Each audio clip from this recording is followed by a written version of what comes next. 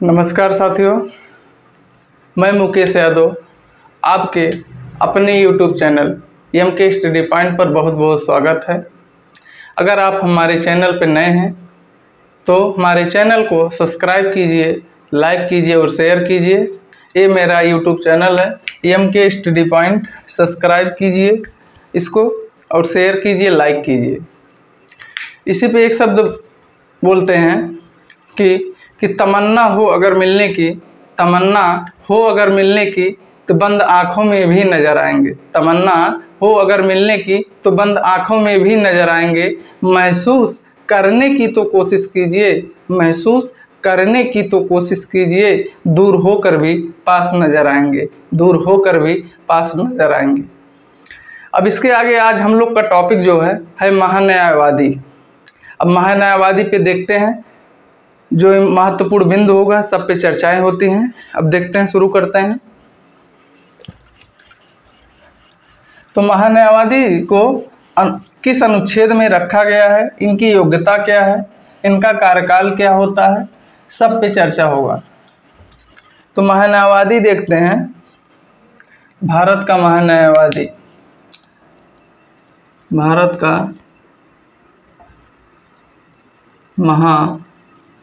न्यायवादी।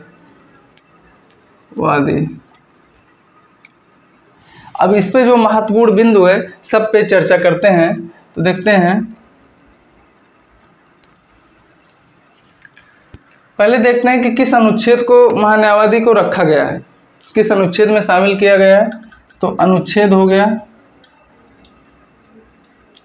अनुच्छेद के बाद देखते हैं कि इनकी नियुक्ति कौन करता है, कि नियुक्ति हो गई। नियुक्ति के बाद देखते हैं कि इनकी योग्यता क्या होती है, योग्यता हो गया। उसके बाद महान्यायवादी का कार्यकाल कितना होता है, कार्यकाल। फिर उसके बाद ये त्यागपत्र किसे देते हैं, वेतन देख लेते हैं, महान्यायवादी का वेतन कितना होता है। उसके बाद ये त्यागपत्र किसे देते हैं, त्यागपत्र। और सबसे लास्ट बिंदु क्या है कि महान्यायवादी को किस उपाधि से संबोधित किया जाता है, उपाधि। देखिए, सबसे पहली बात देखें कि इनको महान्यायवादी को अनुच्छेद 76 में शामिल किया गया है। इनकी महान्यायवादी की नियुक्ति देखें तो इनकी नियुक्ति भारत के राष्ट्रपति करते हैं,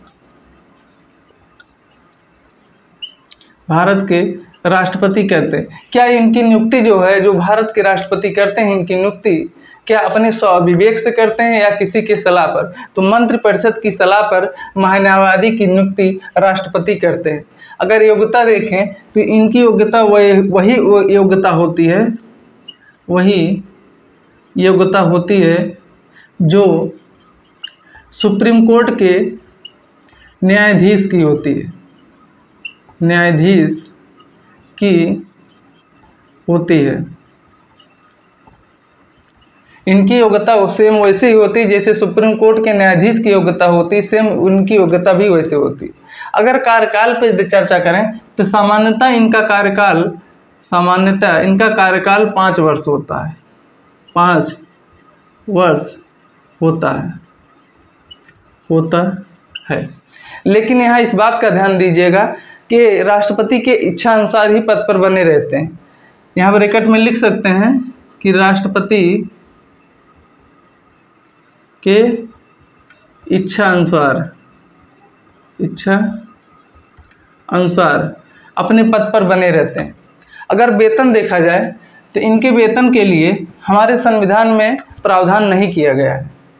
इनके वेतन के लिए हमारे संविधान में प्रावधान नहीं किया गया है, बल्कि महान्यायवादी के वेतन के लिए एक निश्चित पारिश्रमिक दिया जाता है, जिसका निर्धारण राष्ट्रपति करते हैं। तो हमारे संविधान में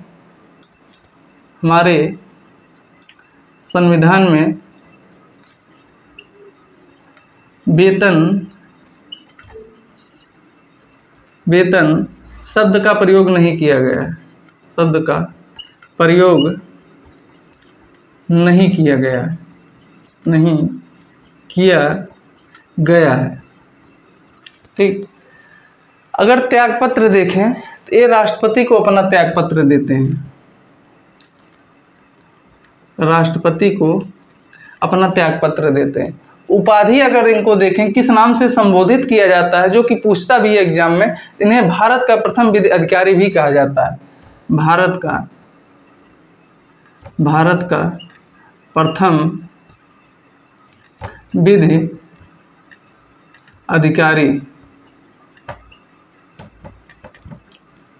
की संज्ञा दी गई है, की संज्ञा दी गई है।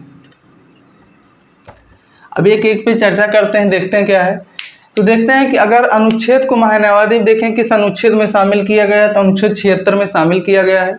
नियुक्ति कौन करता है? राष्ट्रपति करता है, लेकिन यहाँ ध्यान दीजिएगा अपने स्वविवेक से नहीं बल्कि मंत्रिपरिषद की सलाह पर। यहाँ लिख सकते हैं कि मंत्रिपरिषद की सलाह पर, मंत्रिपरिषद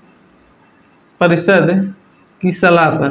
मंत्रिपरिषद के अध्यक्ष कौन होते हैं? प्रधानमंत्री होते हैं। ठीक, योग्यता में अगर देखें तो इनकी योग्यता वही होती है जो सुप्रीम कोर्ट के न्यायाधीश की योग्यता होती है, सेम वैसी ही योग्यता इनका होता है। कार्यकाल देखें तो कार्यकाल इनका सामान्यतः 5 वर्ष ही होता है, लेकिन राष्ट्रपति के इच्छा अनुसार ही पद पर बने रहते हैं। सबसे इम्पॉर्टेंट बात है कि वेतन अगर पूछा जाए तो वेतन हमारे संविधान में वेतन शब्द का महान्यायवादी के लिए उल्लेख नहीं किया गया है, बल्कि महान्यायवादी के लिए एक निश्चित पारिश्रमिक दिया जाता है और जिसका निर्धारण राष्ट्रपति करते हैं। त्यागपत्र अगर ये देना चाहते हैं तो राष्ट्रपति को अपना त्यागपत्र देते हैं। सबसे महत्वपूर्ण बिंदु है कि इनको किस उपाधि से संबोधित किया जाता है, तो इन्हें भारत का प्रथम विधि अधिकारी भी कहा जाता है। भारत का प्रथम विधि अधिकारी भी कहा जाता है। कुछ महत्वपूर्ण बिंदु इस पे और देख लीजिए महान्यायवादी पर, कि महान्यायवादी राज्यों के राज्यपाल, संघ के मंत्री, प्रधानमंत्री सहित इसमें बात हो रही है कि राष्ट्रपति के इच्छानुसार ही पद पर बने रहते हैं। लेकिन यहाँ ध्यान इस बात का दीजिए कि प्रधानमंत्री राष्ट्रपति के इच्छानुसार नहीं, बल्कि प्रधानमंत्री का कार्यकाल वास्तव में तब तक होता है जब तक लोकसभा में प्रधानमंत्री का बहुमत हो। यहाँ इस बात का ध्यान दीजिएगा कि संघ के मंत्री में तो प्रधानमंत्री भले शामिल हैं, लेकिन प्रधानमंत्री का वास्तविक कार्यकाल तब तक होता है जब तक प्रधानमंत्री का लोकसभा में बहुमत हो, तब तक वो अपने पद पर बने रहते हैं, जो सामान्यतः 5 वर्ष ही होता है। अब उसके बाद देखते हैं कि महान्यायवादी का कार्यकाल देखते हैं कि इनका कार्य क्या है। तो महान्यायवादी का कार्य देखें तो महान्यायवादी का कार्य ये इम्पॉर्टेंट टॉपिक है, जो केंद्र की कार्यपालिका चल रहा है, राष्ट्रपति हो गया, उपराष्ट्रपति हो गया, आज महान्यायवादी शुरू हुआ है। अब देखते हैं कि भारत के महान्यायवादी का कार्य। और कार्य में इसमें 2 बातें देखेंगे, एक इनका कार्य देखते हैं, अब एक इनको विशेषाधिकार शक्तियां कौन सी प्राप्त हैं, विशेषाधिकार।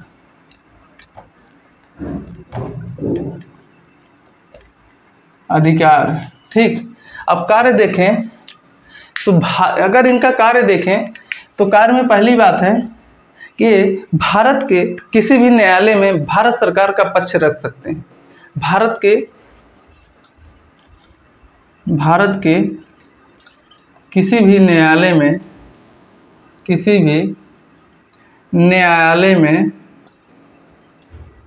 भारत सरकार का पक्ष रख सकते हैं।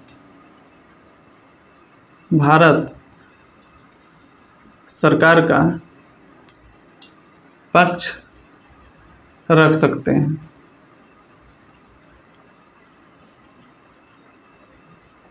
दूसरी अगर इनका कार्य में देखें तो भारत सरकार द्वारा मांगे जाने पर कोई कानूनी सलाह भी दे सकते हैं। भारत सरकार द्वारा मांगे जाने पर कोई कानूनी सलाह भी दे सकते हैं। कानूनी सलाह भी दे सकते हैं। और सबसे इम्पोर्टेंट बात यह है इसमें कि अगर और कार्य में देखें तो राष्ट्रपति द्वारा दिए गए कोई अन्य कार्य भी कर सकते हैं। राष्ट्रपति द्वारा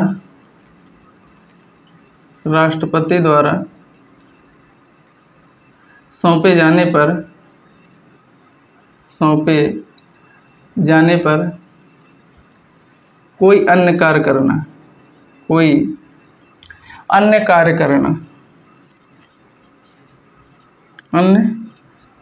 कार्य करना होगा।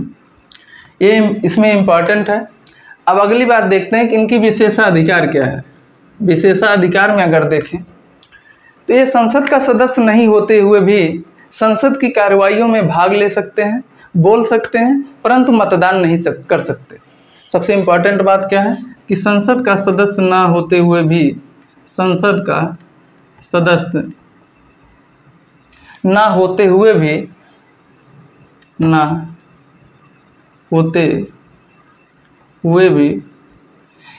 की कार्रवाइयों में भाग ले सकते हैं। संसद की कार्रवाइयों में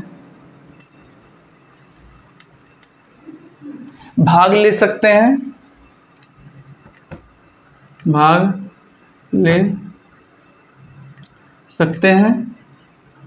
और बोल सकते हैं, परंतु मतदान नहीं कर सकते, मत नहीं दे सकते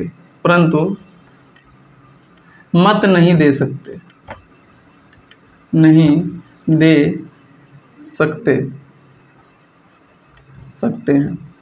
दूसरी बात अगर इनके विशेषाधिकार में देखते हैं, ये संयुक्त अधिवेशन में भी भाग ले सकते हैं, परंतु मत नहीं दे सकते।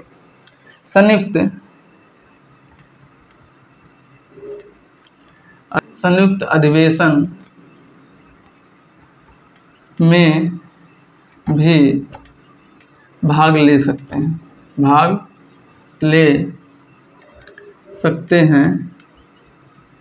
परंतु मत नहीं दे सकते।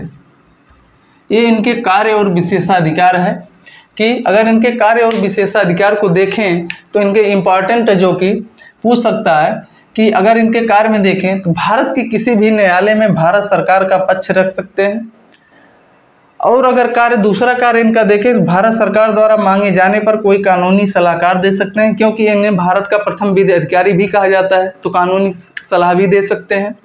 और राष्ट्रपति द्वारा सौंपे जाने पर कोई अन्य कार्य भी करना होगा। अगर इनके विशेषाधिकार में देखें तो संसद का सदस्य न होते हुए भी संसद की कार्रवाइयों में भाग ले सकते हैं, बोल भी सकते हैं, परंतु मतदान नहीं कर सकते। अगर दूसरी इसमें विशेषाधिकार देखें तो संयुक्त अधिवेशन जो अनुच्छेद 108 में राष्ट्रपति बुलाता है उसमें भाग ले सकते हैं, परंतु अपना मत नहीं दे सकते। यहाँ तक हो गया। अब अगर इसमें देखें महान्यायवादी का, तो प्रथम महान्यायवादी को देखें, भारत के प्रथम नोट में अगर करके यहाँ देख लीजिए तो भारत के प्रथम महान्यायवादी देखें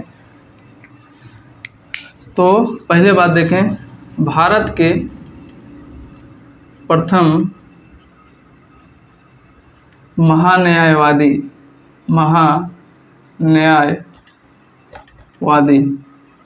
और वर्तमान में महान्यायवादी देखें, वर्तमान में महान्यायवादी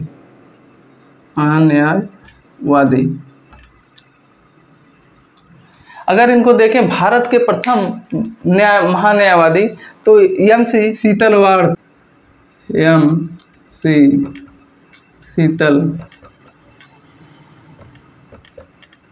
थे। वर्तमान में अगर महान्यायवादी देखें आर वेंकट रमणी हैं,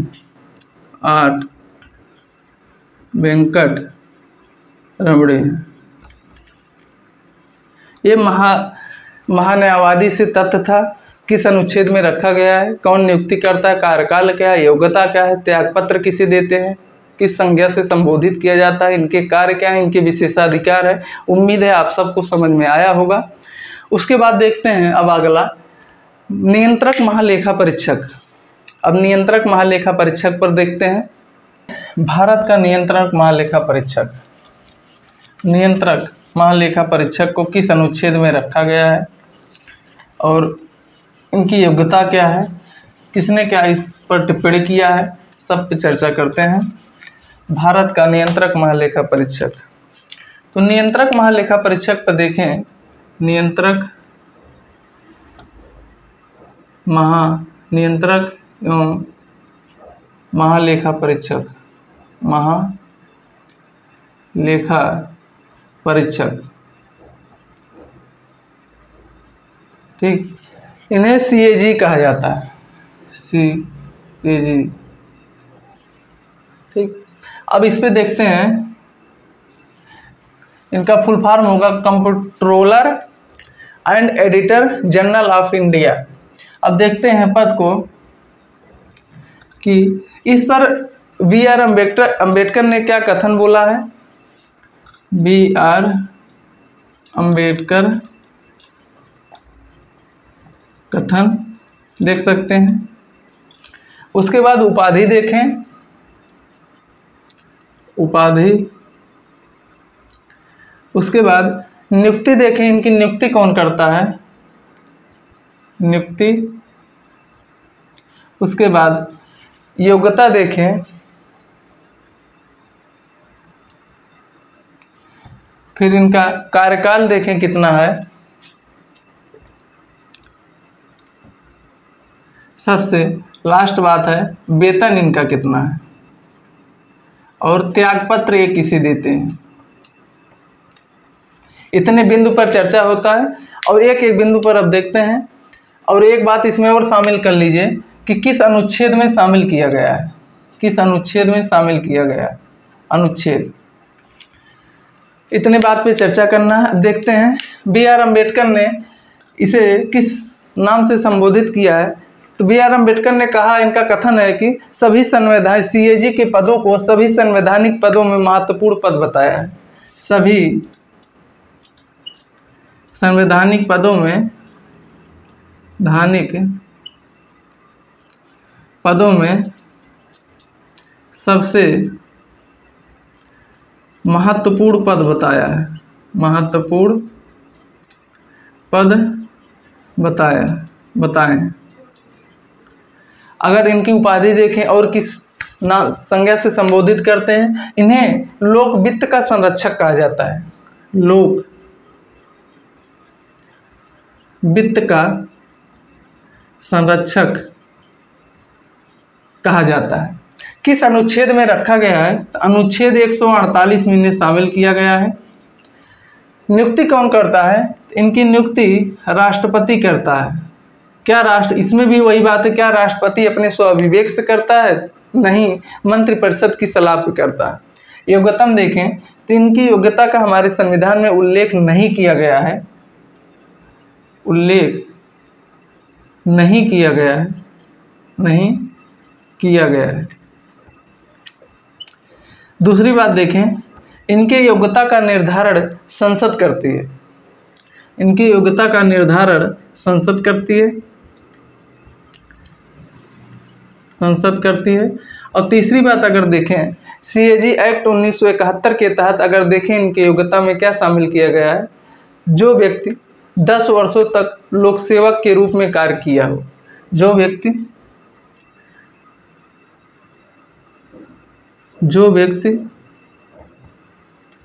10 वर्षों तक लोक सेवक के रूप में कार्य किया हो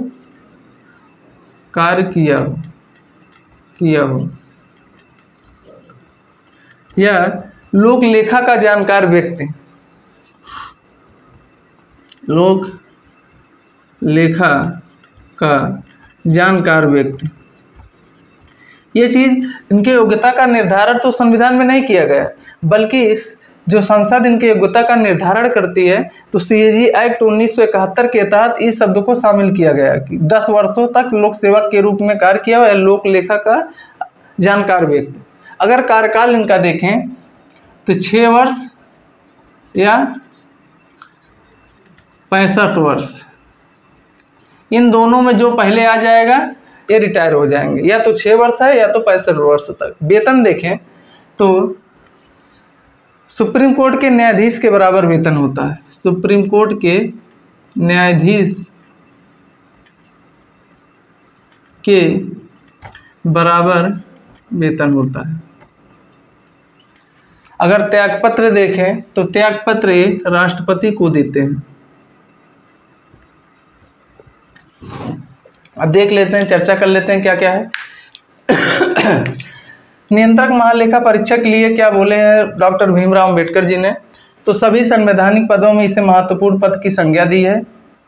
उपाधि क्या दिया जाता है, लोक वित्त का संरक्षक कहा जाता है। किस अनुच्छेद में शामिल किया गया है, आर्टिकल 148 में इसे शामिल किया गया है। नियुक्ति कौन करता है, नियुक्ति इनकी राष्ट्रपति करता है, मंत्रिपरिषद की सलाह पे करते हैं। योग्यता का हमारे संविधान में उल्लेख नहीं किया गया है, बल्कि सीएजी की योग्यता का निर्धारण संसद करती है। और सीएजी एक्ट 1971 के तहत अगर देखें उसमें क्या बात सम्मिलित है, जो व्यक्ति 10 वर्षों तक लोक सेवक के रूप में कार्य किया हो या लोक लेखा का जानकार व्यक्ति ही सीएजी के पद पर नियुक्त होता है।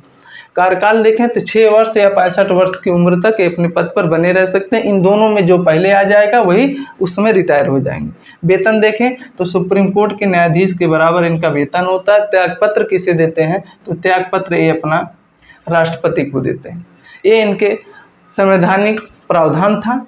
अब इसका कार्य देखते हैं अगर, तो कार्य में अगर देखें तो भारत की संचित निधि, भारत की लोक लेखा निधि, भारत की आकस्मिक निधि, राज्यों की सभी निधियाँ और सभी महारत्न कंपनियां और अन्य कंपनियां जिसमें सरकार की हिस्सेदारी 50% से अधिक हो, और ऐसी अन्य निधियां जो संसद द्वारा स्वीकृत होती है, उन सभी कंपनियों का सीएजी जो है परीक्षण करता है। और परीक्षण करने के बाद अपनी रिपोर्ट को जो है राष्ट्रपति को अनुच्छेद 151 के तहत देता है। अगर राज्य से संबंधित है, लोक परीक्षण है, तो संबंधित राज्यपाल को देते हैं। अगर देखें इस पर कथन क्या है, तो नियंत्रक महालेखा परीक्षक को लोक लेखा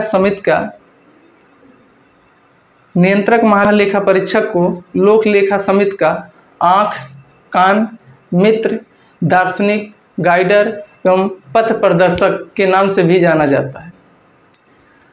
अगली बात इसमें महत्वपूर्ण यह है कि नियंत्रक महालेखा परीक्षक पद से सेवानिवृत्त हो जाने के पश्चात संघ और राज्य के अधीन किसी भी पद पर कोई कार्य नहीं कर सकते।